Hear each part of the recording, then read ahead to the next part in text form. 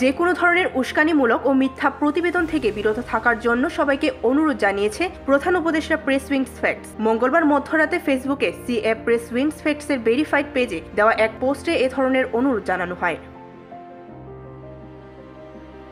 পোস্টে জানানো হয়েছে, কিছু ভারতীয় গণমাধ্যম দাবি করছে আজ চট্টগ্রাম নির্মমভাবে খুন হওয়া আইনজীবী সাইফুল ইসলাম আলিফ চিন্ময় কৃষ্ণ দাসের প্রতিনিধিত্ব করছিলেন। দাবিটি মিথ্যা এবং খারাপ উদ্দেশ্য নিয়ে ছড়ানো হচ্ছে। সেই সঙ্গে সবাইকে যে কোনো ধরনের উস্কানিমূলক ও মিথ্যা প্রতিবেদন থেকে বিরত থাকার অনুরোধ করা হয়েছে।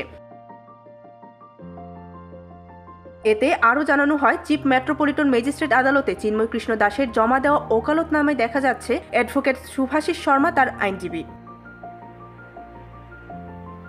প্রসঙ্গত মঙ্গলবার বিকেলে চট্টগ্রাম আদালত প্রাঙ্গণে বাংলাদেশ সনাতনী জাগরণ মঞ্চের মুখপাত্র অধ্যক্ষ চিন্ময় কৃষ্ণ দাস ব্রহ্মচারীর মুক্তির দাবিতে সৃষ্ট সংঘর্ষে নিহত হন আইনজীবী সাইফুল ইসলাম আলিফ। জানা গেছে, মঙ্গলবার সকালে চট্টগ্রাম ষষ্ঠ মেট্রোপলিটন ম্যাজিস্ট্রেটে কাজী শরীফুল ইসলামের আদালত চিন্ময়ের জামিন না মঞ্জুর করেন। পরে তার অনুসারীরা আদালত চত্বরে বিক্ষোভ শুরু করেন। এ সময় আইনশৃঙ্খলা বাহিনী ও বিক্ষোভকারীদের মধ্যে উত্তেজনা ছড়িয়ে পড়ে। এ ঘটনায় কয়েকজন আহত হন। আহতদের উদ্ধার করে চট্টগ্রাম মেডিকেল কলেজ হাসপাতালে নেওয়া হয়। সেখানে কর্তব্যরত চিকিৎসকরা আহত শিক্ষানবিশ আইনজীবী সাইফুল ইসলাম আলিফকে মৃত ঘোষণা করেন। ডেস্ক রিপোর্ট, ভোরের পাতা।